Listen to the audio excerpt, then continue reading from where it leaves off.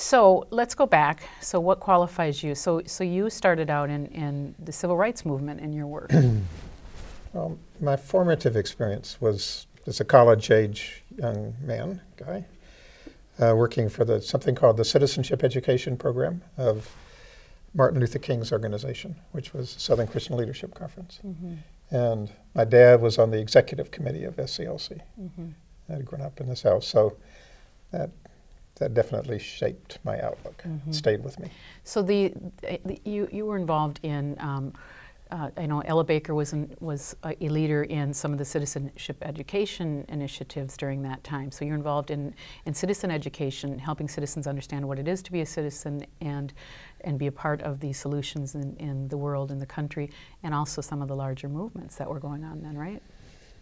Well, the way we did the citizenship education program was we didn't instruct people. Mm-hmm.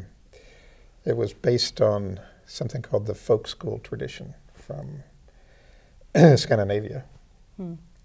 So actually we begin with people's experiences and their stories and their backgrounds, and we would ask, what is a citizen? But over time, people would develop a sense that citizens are people who solve problems in communities and who have a sense of responsibility for what happens in communities. And then the citizenship education really involved, it was kind of community organizing 101, simple skills. How do you chair a meeting, do research, put together a plan, work with different kinds of people. And it's called community organizing. In business, we would call that organizing or facilitating. So just, and one of WetheP's, what's near and dear to our work and our mission is to cross boundaries and to break down silos. And one of the ways that we do that, as audacious as it sounds, is we partner with business. We are a business. And so we're trying to also understand different languages that convey the same principles and the same outcomes, really is what we're after, but also are familiar. So community organizing can be fraught with stereotypes. That term itself, of course, has been used in political campaigns, both pro and for positive means, and also to take on the enemy or the competitor, I should say. So, and you come from community organizing, you work with Martin Luther King, you worked with a few presidents, you worked internationally with all kinds of people, and you know, the elephant in the room for some, or for me I should say, is that some would call you a liberal or a, what did one of the groups call you, the Red Menace, jokingly saying that. But so why should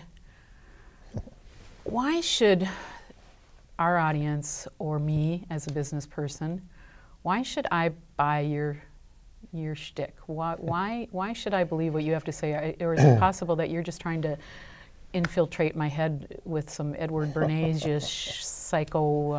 Okay. Well, there's some background. So we mean community organizing in the sense that Alexis de Tocqueville, the French observer who came to America in the 1830s, meant it, which was the idea that Americans organize. They self-organize. Tocqueville contrasted the United States with France. He said if there was a problem with alcoholism in France, 100,000 citizens would petition the king. In the United States, they were much more likely to form a association to take action on the problem.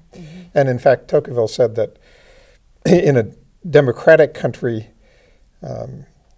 organizing an association is the mother of all other knowledge. And he was getting at that. So that's the original root. You know, it's the same meaning as settlers who built cities and schools and churches and bridges and wells. And so there's a very strong self-organizing tradition in America. Now, the Southern Christian Leadership Conference, in addition, had a distinction between organizing, community organizing, and what is known in the civic literature as mobilizing. And people confuse the two. So mobilizing is finding a target, protesting, defining the issue as good versus evil. Organizing isn't about that. It may be, mobilizing might be part of the tools in a group's toolkit for action, but only one part. Yeah, well, of course, SCLC was involved in marches, like the March on Washington. I heard King practice I Have a Dream, in fact, the night before he gave the speech.